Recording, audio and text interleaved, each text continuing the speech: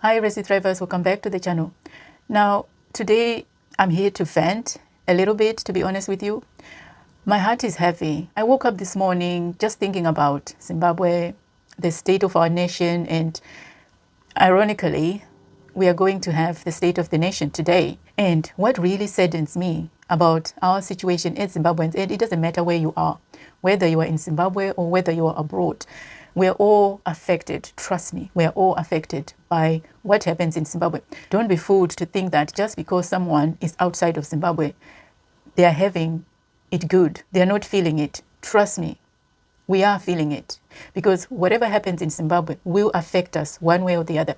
And I'm going to tell you exactly how this affects us in terms of deportations and stuff, because that's something I want to talk about in a little bit. But I just want to say this. My heart is really heavy because I go into spaces, and I was on TikTok the other day. I was on this live on TikTok, and it was a TikTok by another African nation, which I will not name. And during that live, they mentioned Zimbabwe, and they didn't really talk about Zimbabwe in a positive light. Vaiti shoropodza kuti anzi maZimbabweans anongoti akatora minda but vanongotiza nyika yavo, iko zvinezvi vanouya kune nyika dzevamwe vanhu vari kutinetsa njani njani. I mean, zvakawanda takashoropodzwa palive ipapo, takashoropodzwa. And knowing how Zimbabweans love their country, how we love our country, and knowing what we are going through, this really breaks my heart. And the fact that as Zimbabweans right now, all we are ever talking about is our challenges. I mean, mostly anyway, because that is what is at the forefront. Because if we don't have peace, if something is not quite right, don't get me wrong, I do see the good things that are happening in Zimbabwe. I mean, I always say this. I like to look at things from a balanced perspective. There is development that is happening in Zimbabwe. I mean, I do see things that are moving. We have roads that are being built. We have things that are going for us. I mean, I have to be fair. But also at the same time, I mean, we just had the Zig crash the other day. And I've also seen some videos circulating kuti anzi zvoni mashops amusisina zvinhu chichi. Saka zvinhu zvinorwadza. And what is happening right now with the Zig, kuti mashops amusisina zvinhu, mamwe mashops ari kuvharwa, zvandifungisa gore ra20, is it 2008? I think, yeah, it's 2008. I remember that year.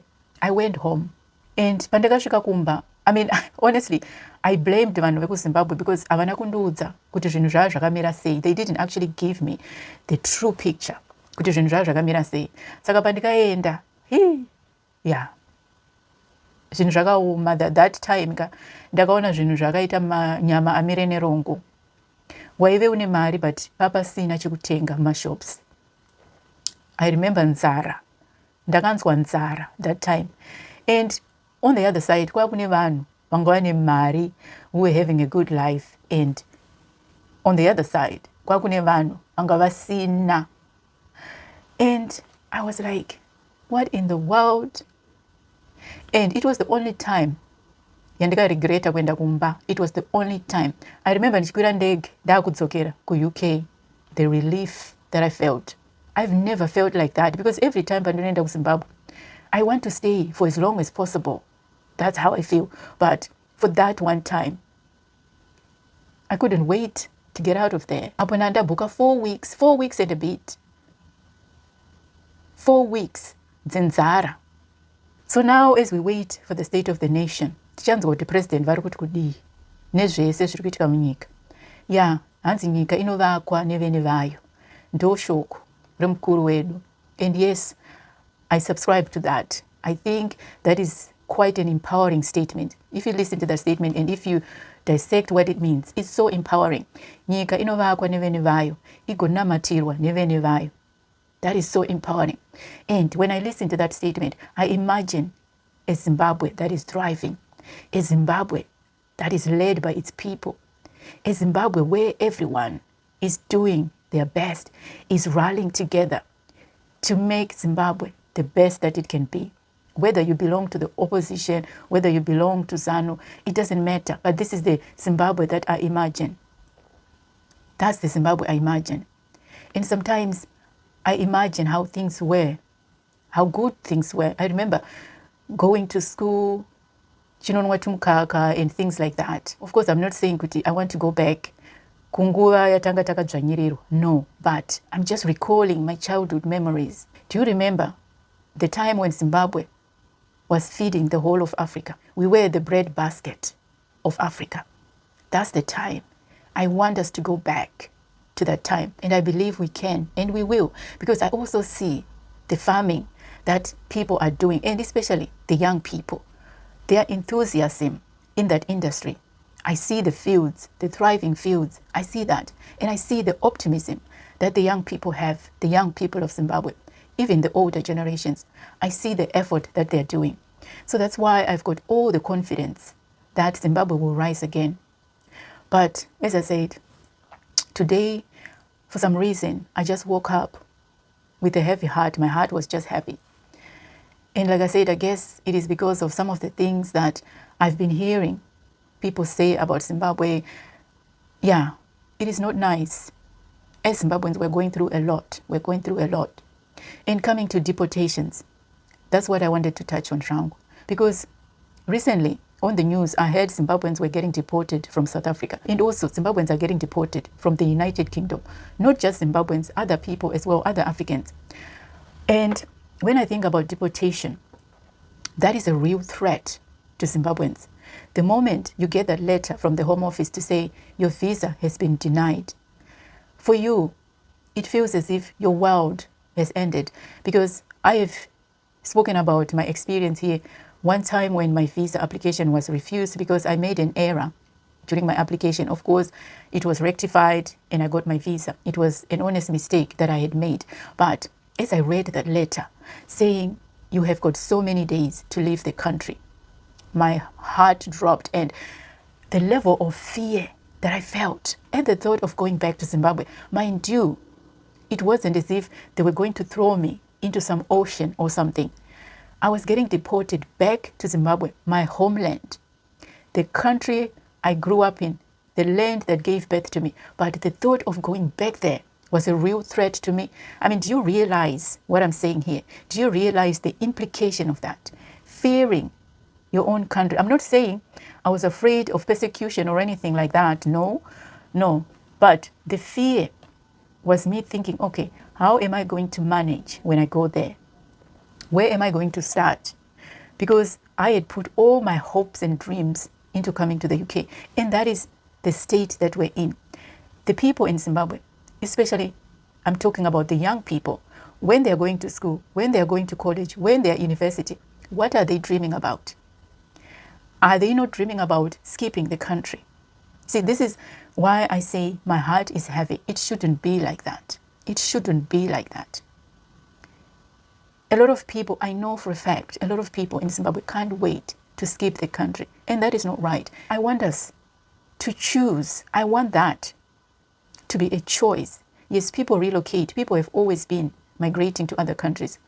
But what I want for Zimbabwe, what my wish for Zimbabwe and my wish for Africa is that I want that to be a choice, to be an option. I don't want us to relocate because we are being pushed by our circumstances.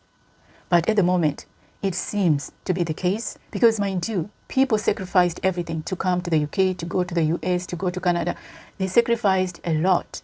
So you can imagine to go there only to face deportation, the level of fear, the level of anxiety that you experience. And it's not good for our health as well. It affects us. It affects our health, our mental health and our physical health, because living in a constant state of fear, anxiety, living with that stress, it causes this inflammation in the body. I mean, I've made videos about it.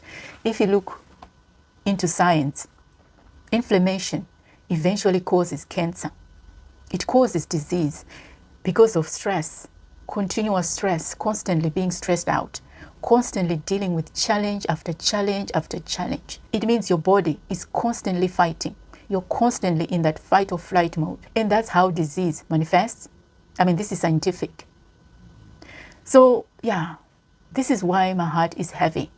It's so heavy today. So, what do I say then to someone who's facing deportation right now? What I'll say is, Yes, as hard as it is, and I know this is hard, but what I've realized is that in life sometimes God allows things to happen to us for a reason.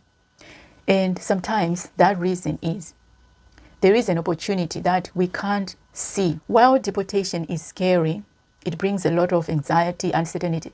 But what I've realized in life, looking at my own life, what I've been through and what I've managed to overcome, what I've realized is that within fear lies opportunity. Sometimes it may take a while for us to realize or to see the opportunities, but what I've realized from my experiences, I've realized that after a while, when you reflect, you realize that there is an opportunity for you to turn your lemons into lemonade, if I may use that expression. I have made videos on this channel on how to turn a bad situation to your advantage, because I've done it. There are things that you can do to turn your situation around.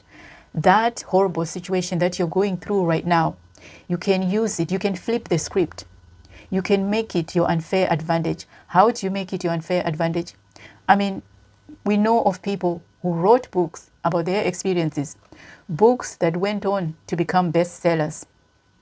You can become a source of inspiration to others. You can talk about your experiences and inspire others.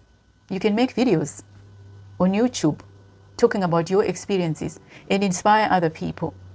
You can use your situation to your advantage. You can tell your story, and that story can turn out to be the best thing that could ever happen to you. So yeah, I know that when things are happening at that time, it seems like you're never going to overcome that situation. It seems impossible to overcome. But take it from me, with time, you realize, you will see the opportunities. So yeah, this is what I wanted to say in this video. As I said, my heart is heavy.